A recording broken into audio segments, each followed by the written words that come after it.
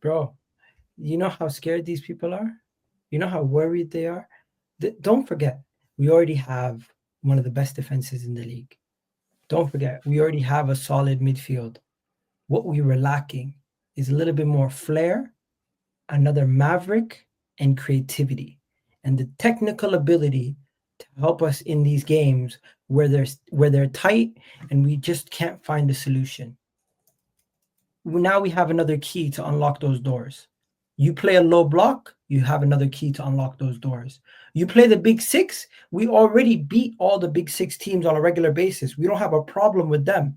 The teams we struggle with is the Fulhams, the West Hams, the friggin' Evertons.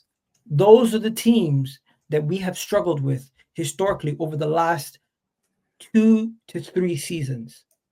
And now we have a solution, another key, a battering ram to go and slam those doors open whenever they try to play a back five or a mid to low block, whatever they do. We now have another difference maker. Bukayo Saka on one wing, running at you, causing you problems. And then when we take it all the way to the other side, you now got Eze running at you on the other side. So you have Eze and Declan Rice running at you from one wing, and on the other wing you have Odegaard and Saka running at you. And in the middle, we got Gyökeres cleaning up all those chances that we create for him.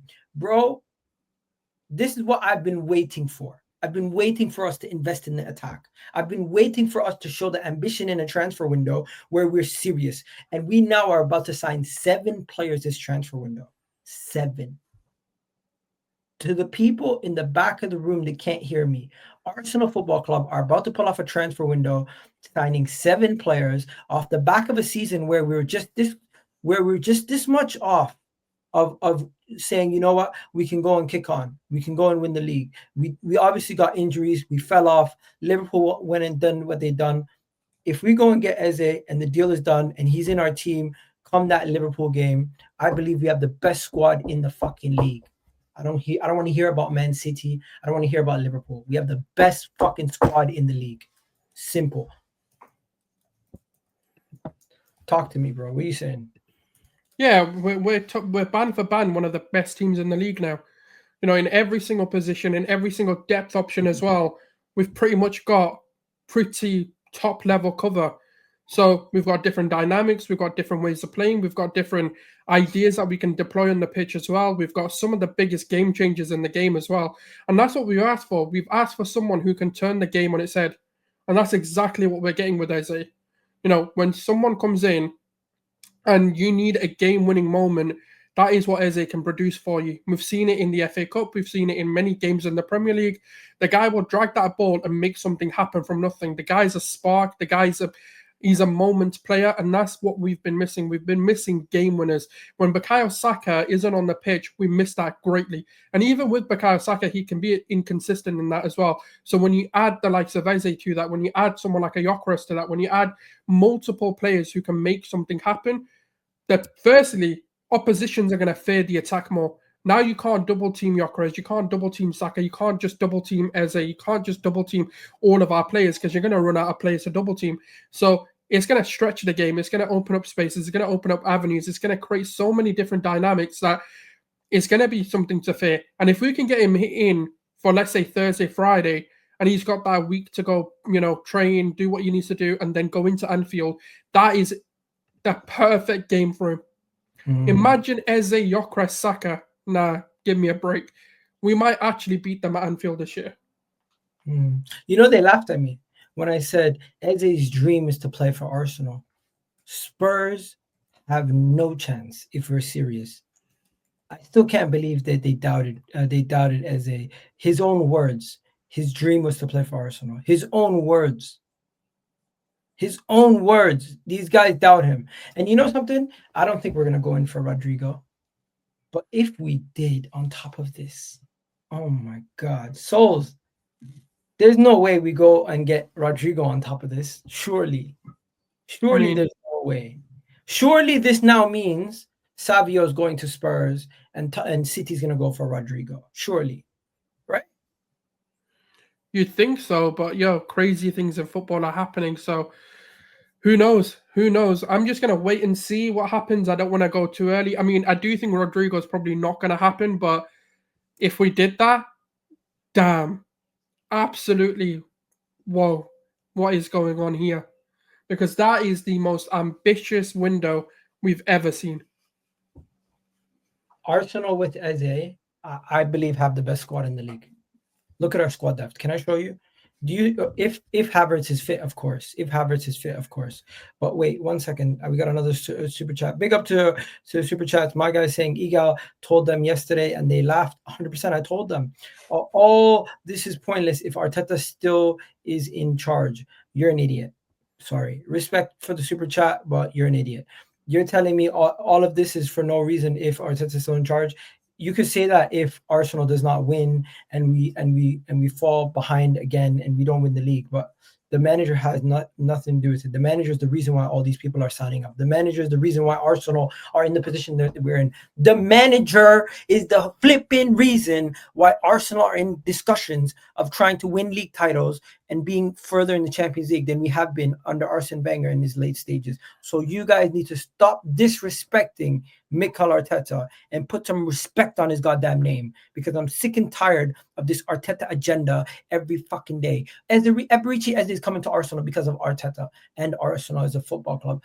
You got William Saliba, Bukayo Saka, Gabriel, Declan Rice, Odegaard, all these guys willing to sign new deals because of Mikel Arteta. You have Arsenal playing one of the best defensive teams in the world because of Mikel Arteta. You have Arsenal going with the likes of Eddie Nketiah in title races to almost the last couple days of the year with Eddie Nketiah in the lineup and friggin' Fabio Vieira. And now you guys are talking about Arsenal signed Eze and these guys and we're still in trouble. No, it was always the quality of the squad was the problem. It was never the manager. Now that we have the quality of the squad, there's no more hiding. You guys are going to see, every single one of you guys will finally see the genius, which is Mikel Arteta, because he now finally has the squad to emulate what he wants. He has the creativity, the attack, and the defense necessary to go and deliver the major trophies that we need. And there's no more hiding for him. But at the same time, there's no more hiding for you guys who constantly close your eyes, close your ears, and don't want to hear the actual context of why things were not as good as they actually were. It's never been because the manager's not good enough. It's always been the lack of quality in key areas. But take it away, bro. Yeah, 100%. I think people get onto Arteta a bit too much. The kind of quality of work is there. Look, the body of work is there. The guy is a footballing genius, and I'll keep saying it, and I don't care how much it triggers people. The guy knows what he's doing, and he is the right man to kind of steer us back into stardom again, getting us back into competing for league titles, to win those league titles as well. And I do think if he gets given at least another season or two, he will win us the Champions League with this team as well, because the guy's got it all. He has the ability, once he has the full squad, which I do think he does now possess, to go win anything and everything. So it's over to him really to go and prove it to us, and like prove to us that people who have believed in him and who have backed him, that he has got the ability to do it and get it over the line. But it is Arteta who got these players to stay.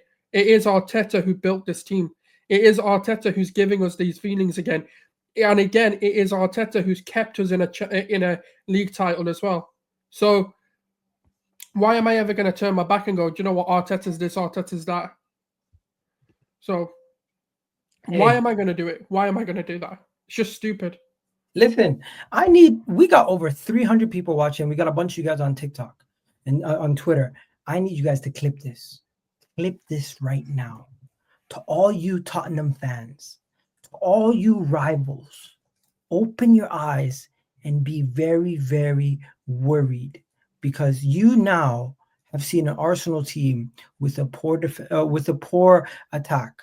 You've seen an Arsenal team with a disjointed squad. You've seen an Arsenal team with missing pieces, and now you're going to see a complete team. Now you're going to see Mikel Arteta with the tools to go out there week in, week out and play multiple competitions. You should be very afraid, because we're not only coming for the league, we're coming for all of it. I'm not saying we're going to win everything now, but eventually we will. And all these things, one by one, all the stereotypes of Arteta, Saka, players not being world-class, it's just going to disappear once you start gobbling up the silverware. And as for the Tottenham fans who are telling me you're not getting Eze. Eze's chose Tottenham. Eze wants to go to Tottenham. We're gonna have a better attack than you. I was hearing Kudus is better than Saka. I'm hearing Eze and Kudus is a better attack than Arsenal's. What now? What now? Huh? I told you guys the other day. You guys paid for Eze's transportation to get to the Emirates. You guys paid for Eze's hotel to come to the Emirates the next day to get the deals sorted. Now, we just sit back and laugh. Souls, take it away, bro. What's your grilling statement before we move on to the next topic? Because I feel like there's not too much to talk about now. Like, guys, I'm not even gassed. This is just what I expect. I was expecting all transfer window. I'm just happy. I'm relieved that we're not going to get lied to for once. For the longest time, I felt like Arsenal would just lie to us. Every transfer window, we come into the transfer window, high expectations. What happens? Get slapped down at the final day of the window. Come into the transfer window, we're going to get this guy, we're going to get that guy, we're going to spend 200 million, we're going to spend 300 million. What happens at the end? We don't get what we want. Today, they've shown the ambition. We need a striker, they go get Gyökeres. We need a midfielder, they go get Zubimendi and Norgard. We need squad depth, they go get Mascara, they go get Madueke, they go get Arisa Balaga. They're getting multiple pieces around the shape. And you know something? There might be a player sale. Who knows? Martinelli gets sold. Somebody might get sold. But at this moment in time, I think because of the Kai Havertz injury, it really opened the door for everybody to see Arsenal are serious. And we're going to see what will happen. Somebody's saying Indicala just bomba on Martinelli. No way. What did he say? Are we selling Martinelli? That's what he's suggesting. That would be sick. Is this guy legit now? I mean, he's been pretty... No way. No way. No fucking way. 80 million for Martinelli. No fucking way. No way. No way. A Saudi Arabian club are circling around Martinelli and are ready to pay 80 million pounds for his services. No fucking chance. Seriously? I can't believe that. That doesn't make sense. That can't be real. If that is to be true and they bid 80 plus million, sell him and get Rodrigo.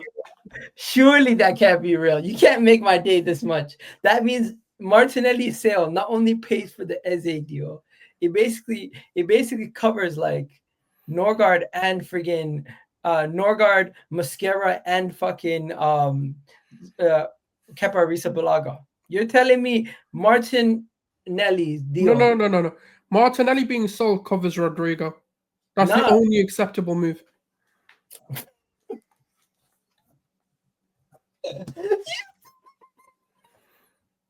You still think we're getting Rodrigo? If we sell Martinelli at that price, why the hell not? Bro, don't get me hyped. I don't believe it. Until I see more sources saying that Martinelli is actually for sale, then I'll believe it. Right now, no, like I said, if it happens, you use that money, slap it on Rodrigo, done. And we keep it moving. This can't be real, bro.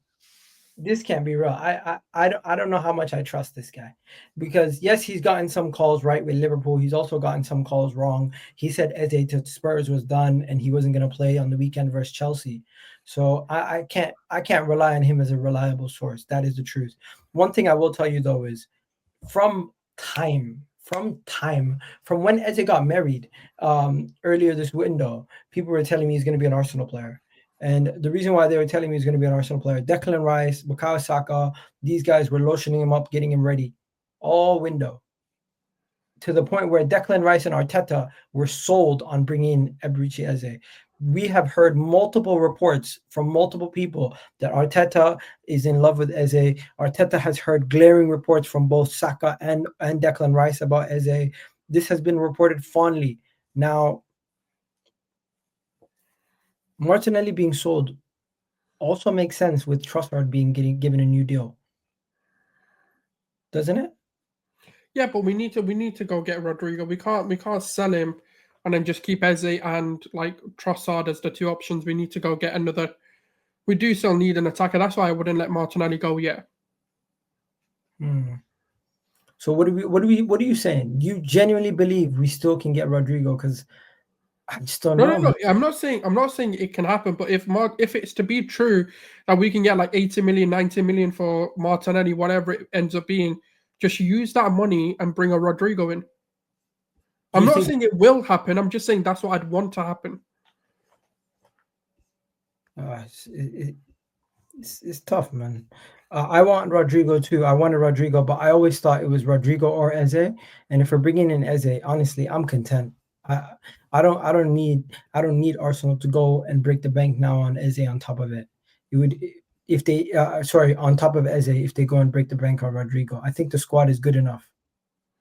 Genuine. Yeah, but we'd have to keep Martinelli though. We can't sell Martinelli and be like, okay, that's cool. That's what I'm saying. That's the point. Like, if we get rid of him, we need to bring a replacement in. We genuinely have no excuses.